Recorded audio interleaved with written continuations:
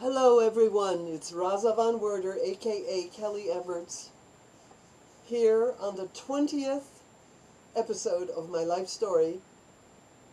I've been talking about my dad, I've been talking about souls in purgatory, I've been talking about a multitude of sins and a multitude of graces. John Paul II.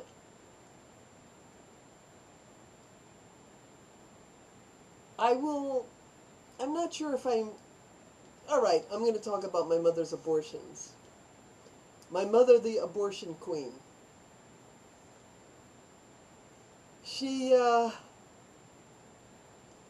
this con game when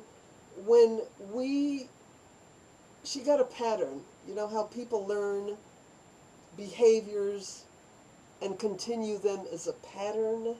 Well, she had a pattern.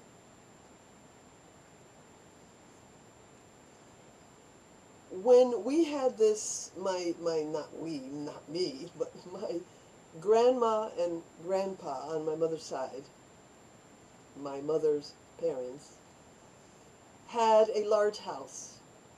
And I did mention it before, and they had workers, field workers, farm workers, and he had a general store and a pharmacy.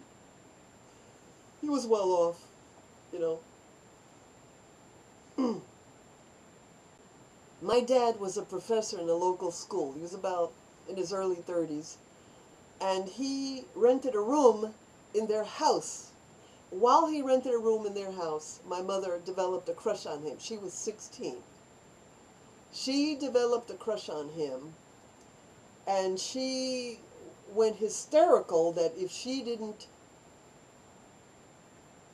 have him to marry, she would go crazy or kill herself or something. Some of this my grandma told me.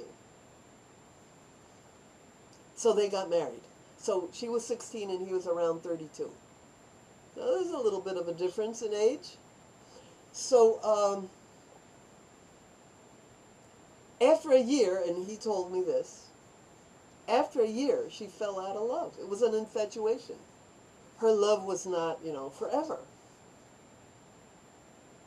And she began to have affairs. That's why when I mention, how much I love my dad and how devoted I am to my dad, she had so many affairs that I'm not quite sure he is my dad, or was my dad. Probably was. But I do look very different from the other children in the family. My skin is much yellower. We all had, our grandmother is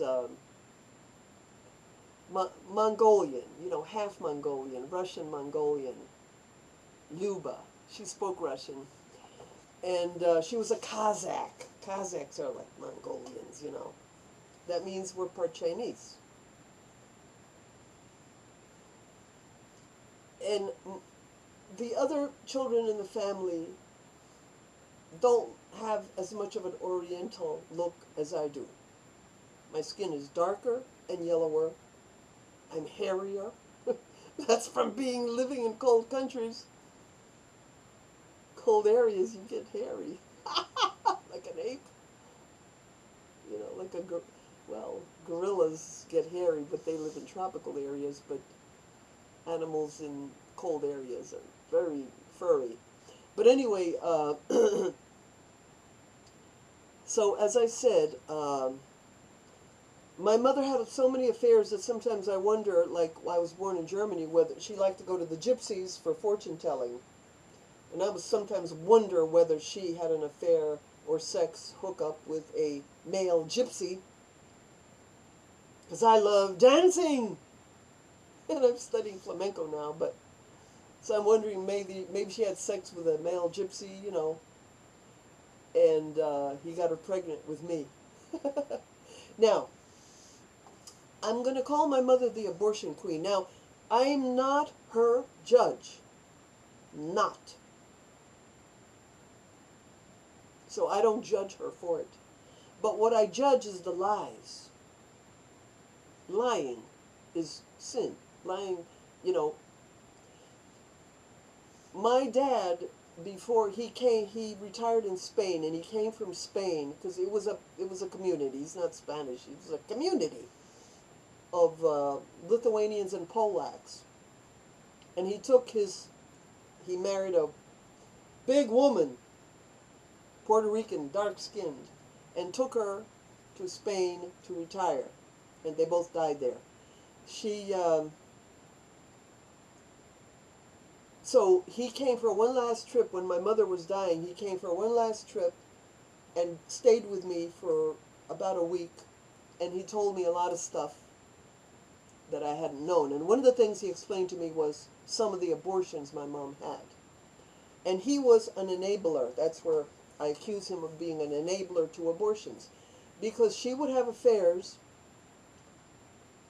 I guess they didn't have condoms in those days. I don't know if they did. I mean, when was rubber invented? In the old days, we used to call them rubbers. When were rubbers invented? I don't know. Rubber was invented. They had rubber tires, didn't they? So they had rubber. But she never used condoms, obviously, because she got pregnant. From my estimation, she had about possibly 7 abortions. Besides the children she had, 7 abortions. And once my father, well, never mind, let's skip that. My father told me he knew of 4 while they were together. And of the 4 abortions, only 1 was his child. My mother would like to get guys, when she had an affair, to come and move in with us, just like Dad was living in Mom's house when she began her affair with him. So that put it in her mind. If you can get a guy in the house, you can keep having an affair with him. And the last and the most terrible affair of that sort, that broke up my parents permanently and made me lose my dad's company, was Marius, that I mentioned before, Marius Bernatus. So, after we were at the farm, I think that one time when we lived on Van Buren Street, after a child was born to this guy, Marius, she had another abortion. Because suddenly she was in the hospital with some complaint and she was ill, blah, blah, blah.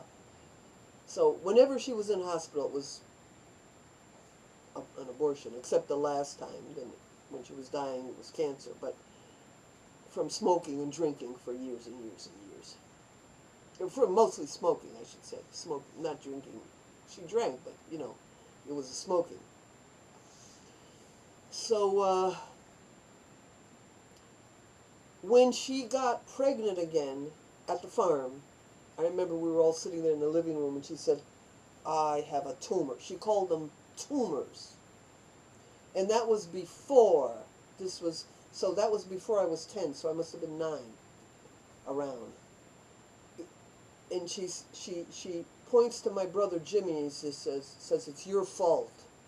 No, it wasn't my fault. You know, it was like she was picking on him, but that was before she stopped picking on them, and they all picked on me. So it was like she called fetuses tumors that had to be removed. And she went to the hospital. She probably went to a kitchen table abortionist because they were illegal then. And what they did in those days was they'd go to a kitchen table abortionist, the abortion would begin, and when they bled, then they would go get to the hospital, and the hospital had to admit you because you're bleeding. And you tell them you're miscarrying, and then they take care of you. To be continued in a minute.